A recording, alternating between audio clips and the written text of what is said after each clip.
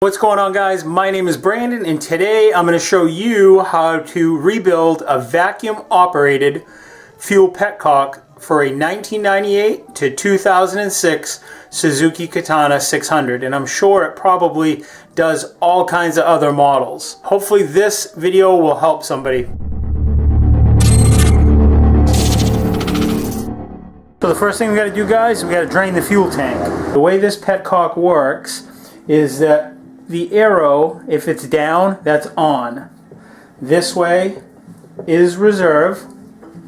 This way is prime. So the way prime works is that it's always running. It's basically in the on position. You would normally run your bike in the on position here. Okay? The on position for this type is a diaphragm petcock, so it will only flow fuel if there's a vacuum against the diaphragm. If you're leaking fuel and your petcock is in the on position with this type of fuel valve and fuel is leaking from your petcock, then you need to rebuild this. Okay? So if the petcock's in the on position, you should get no fuel coming out of the petcock. You may on reserve, and you definitely will when it's on prime. So to empty the tank, I'm just putting it on prime. We're going to empty it. Then we're going to open up the fuel valve and we'll work on rebuilding it. It's important to get this in good working order, because if your fuel petcock is working right and your carburetor float bowls do stick open, you're not going to get fuel in your crankcase and it's not going to leak. So now that we got the tank drained, we got to get it up onto its side so we can work on it. So this is the part we have to rebuild right here. And I'm not going to remove the petcock from the tank. I'm just going to take it apart at the diaphragm right here. And here's the kit. And that's the kit number, if you guys are wondering. I've never done this before, so I'm going to be learning as I go. But I want to make a nice detailed guide because I didn't really get to see one online of everything that had to be done for this specific bike. And these screws are what are called JIS. They're not Phillips, they're JIS. And you have a tendency with a Phillips on a JIS screw to strip it out, so you got to be real careful.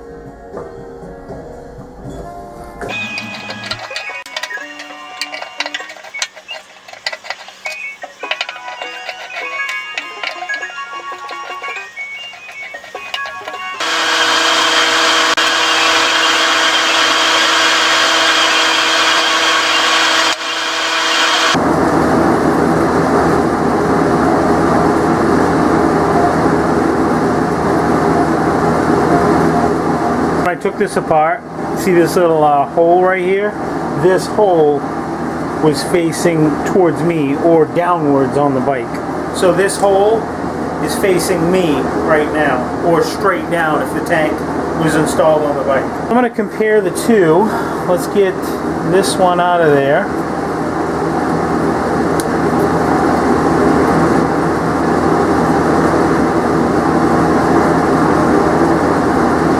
This one has a okay, so this one has a little plastic disc on it in place of the brass or copper or whatever this one is. So, and the way this works, it looks like, is that you push that diaphragm through there. And that's that. We'll take a closer look at that in a little bit. So for this, so you don't get it confused, there's I think that's called concave, and this is the side that goes against the petcock. Now we got to push the diaphragm, or half of it, down through that opening. And there's probably no easy way to do it. You just gotta be gentle, I suppose.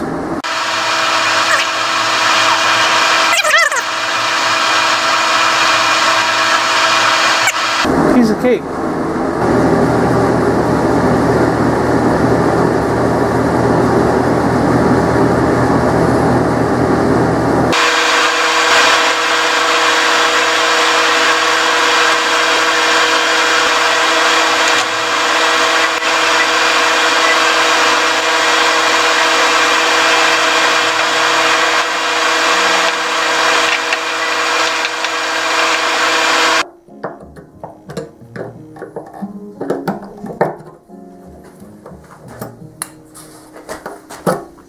That's what this other O-ring is for. in this other little spring that's in there. Oh yeah, look.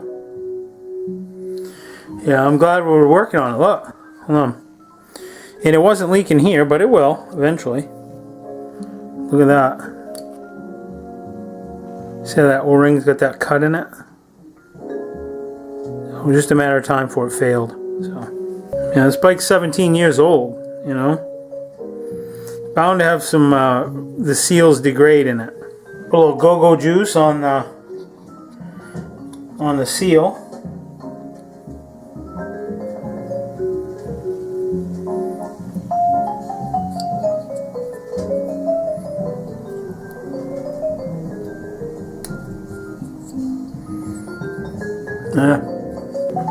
Put our new spring in it. Yeah. So inside there's that little plastic piece. So that's how it's oriented in this. And then this cap or this valve knob will go in just like that. I just wanted to show you a close-up of what I'm looking at.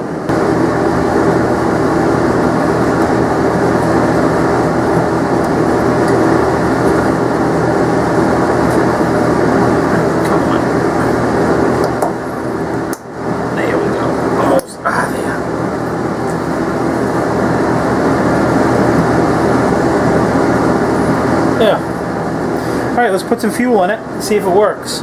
So these are the parts I have left over from that kit. This is probably universal to a few different bikes, but so you've got the O-ring and this little, it's like a cardboard or a paper gasket, so you don't use those, at least not for this model bike.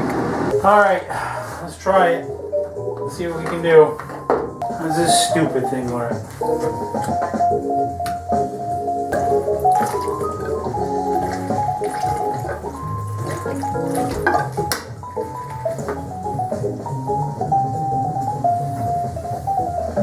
You ready to see if this works? Well, right now, no fuel is flowing. It's in the on position.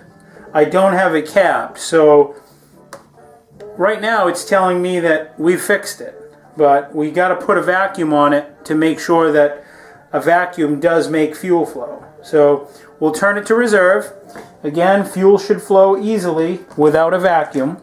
I'll zoom in to the hose so you can see it. Alright, ready? And you can see the fuel flow. So we'll turn it back to on. So now what I'll do is I'll put a vacuum on the vacuum line coming off the Petcock, and if it's working, because it's in the on position right now, the Petcock, if it works, you'll be able to see fuel flow through this tube. So you ready? I'll start pumping it up. That'll create a vacuum and it should start the fuel flow. There it goes. Perfect. There we go. You could also do the same thing with your mouth. Put your mouth on it. But so we fixed it. A lot of guys will do away with these vacuum operated Petcocks, and I really disagree with doing that. And the reason for that is it's kind of like a safety. You know, like on a regular motorcycle or an old school one, you just have off, on, reserve. Well, if you forget to turn the fuel cock off and you leave it on, nothing will usually happen. But if your float bowls stick open, then you're going to end up flooding out your crankcase and your airbox. So by having one of these vacuum operated Petcocks and leaving it factory, it's kind of like a second layer of security. As long as the Petcock is working properly like this one is now, I mean this one lasted 17 years, so I think we're in good shape now. As long as the Petcock's in good shape, you just always leave in the on position. So you don't have to worry about forgetting to manually turn off your Petcock. It just stays on. When the bike shuts off, the vacuum dies and it just shuts off the Petcock. When you start the bike back up and it draws a vacuum, it opens the fuel back up. So it's kind of like a second layer. If your fuel bowls get stuck open with this setup, with this type of fuel Petcock, hopefully your Petcock works good and it doesn't flood out your bike. So we fixed it. It's only like 20 bucks. Cheap fix. It should last another 17 years. And that's all there is to it, guys. I want to thank you for watching. Thank you guys for tuning in. If this is something that you like, please don't forget to rate, comment, and subscribe. New videos every Friday. If you're wondering what I'm working on before it makes it up to YouTube, you guys can catch me on Facebook and on Instagram. Until next week, guys, I will see you then. Take care. Stay safe. See ya.